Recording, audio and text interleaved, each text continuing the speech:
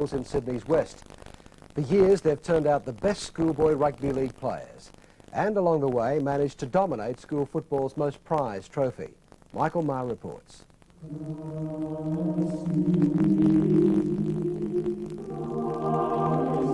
It's an old coach's fantasy. Rolling hills that give way to seeming miles and miles of playing fields.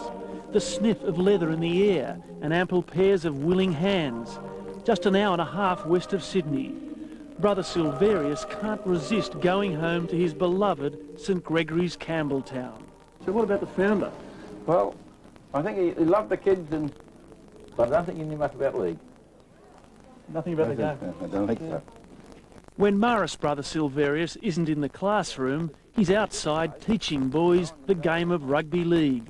Now 67, he left St Greg's in 1939 as a schoolboy. But 40 years later, he received the call to help St Greg's take off schoolboys' holy grail, the Commonwealth Bank Cup, back in 79 called the Amco Shield. The first one was unbelievable. We won it in the last 30 seconds, didn't we? That's right, yeah. And he makes the break. He's got support on the left. Collected. But backing up beautifully was Field. That's it. And they're in. He's there. Got to have the old boys. Got to have the old boys. Coach Peter Mulholland, also an old boy, teamed with Silverius in that first year. He's been at the school for the last 19 years. His assistant, another old boy and former Winfield Cup first grader, Ivan Henjak. Oh, good take. Since the first Cup, Mulholland and his teams have collected 6 more, and this year they're favourites to win their 8th. In this football-spoiled school, you can only dream of one day being one of the chosen 13. When you hear about it or see them playing on TV, it makes you pretty proud to see your school there and playing against and beating other teams. 1, 2, 3. Chasing another title, the troops have great expectations. Captain Mick Astini must deliver. Yeah, you feel a lot of pressure on you. You know, the school's behind you 100% though, but a lot of teams have gone through and great names have gone through, and you've got a chance, you know, to win the Commonwealth Bank Cup. You're not going to let it go. What the other 443 teams in the competition want to know from Principal Brother Paul Hoff is just how he does it. Is he buying in players? Oh, no, we haven't bought them in. I'm only asking the question that all the other schools are asking. Right. Have you exceeded the salary cap? I wish we had them, eh? But quite a number of the boys that play here didn't really ever think they would play first grade football for the school. They came here because they wanted to come to school.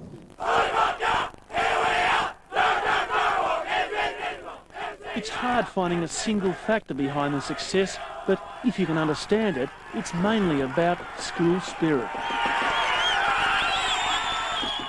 Throw in the open spaces, the fact that 300 of the 1,000 students here are boarders who live away from their country homes, and you start to understand.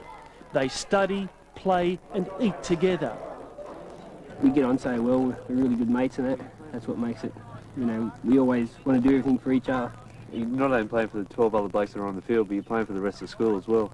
You know, you've got their support behind you. It's in your blood too. You live here. It's been part of your life. Silvo boarded here. I was a boarder for a few years here as well, and it's in your blood. I mean, it's home for quite a period of time, and a lot of these guys, at 6 years of their life, it's home.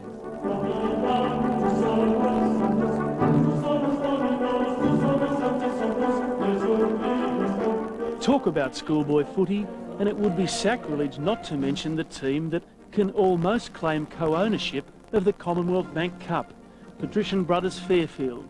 Pats has won 6 times. What they don't share with St Greg's is an abundance of land. So, brother, where are your football fields? This is our beautiful football field here, where many champions have been formed over the years. But there's only one football field. Well, It's affectionately referred to as our little dunghill. We've had famous victories here, and whereas St Greg's have the silver tail image, we're pretty proud of our working class backgrounds down here, so we're pleased with what we've got. In common, though, is the philosophy. it's fair enough to pray that the students do their best and that the opposition do their best, and winning is not everything. The important thing is to take part. And wouldn't you know it, the coach, Matthew Francis, is an old boy. I still believe that within us, okay, we've got the football side that is as good as, if not better than, a large number of sides that represent the college over the last 10 years. Probably the greatest reward I get when I see a player develop not only as a rugby league player, but more importantly develop as a person. If Fairfield is known for anything, it's for the start it gave a student who spent just one glorious year with them. Sterling and doing the little chip over. All dangerous, looking for it. Picks it up and over. And the one thing that I found was that the discipline throughout the whole school, both on the sporting field and in the classroom, was very evident. And really, if you didn't do well academically, you didn't play sport, which I think for all of us was a great motivator. Peter Sterling is one of a formidable list of Fairfield graduates. Paul Langmack and Greg Alexander also saw duty there. Back it goes for Alexander.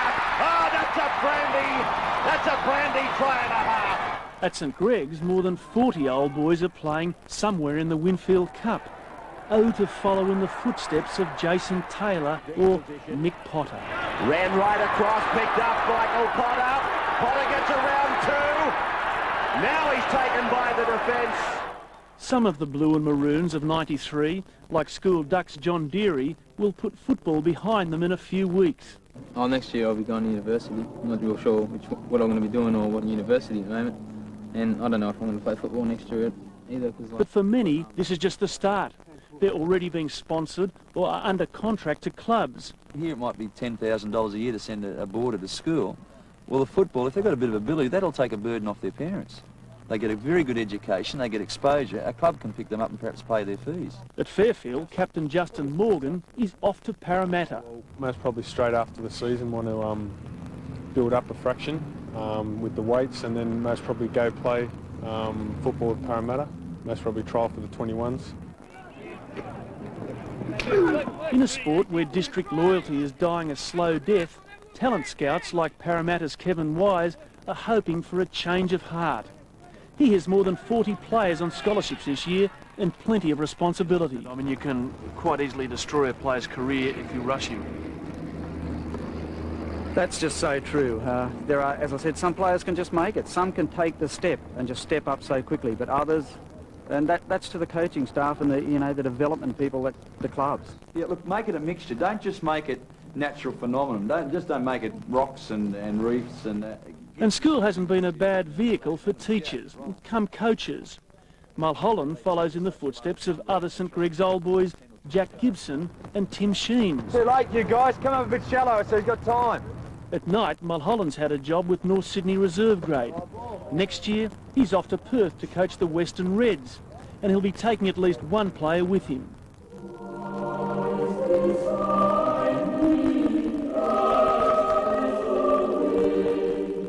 Whether they make it to the big league or not, the Cup is this year's prize. And you can beat anything but the draw.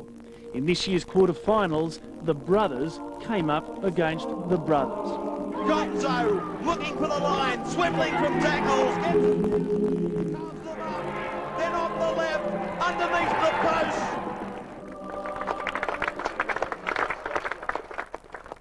Last year's winners were eliminated.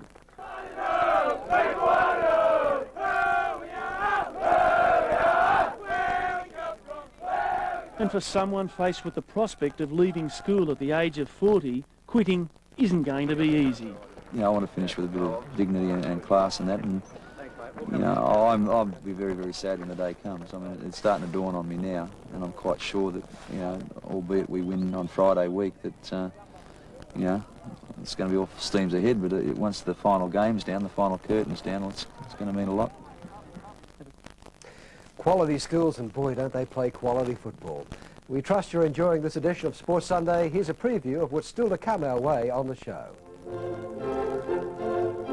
Still to come this afternoon, they're racing in Vietnam on a dusty track near Old